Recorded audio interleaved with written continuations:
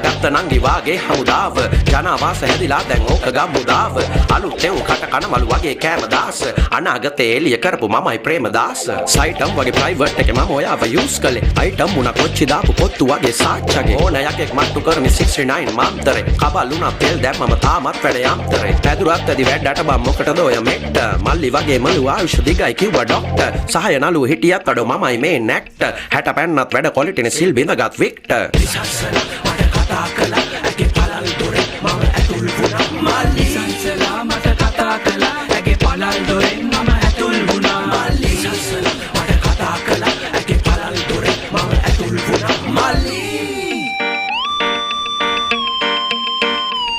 මල්ලි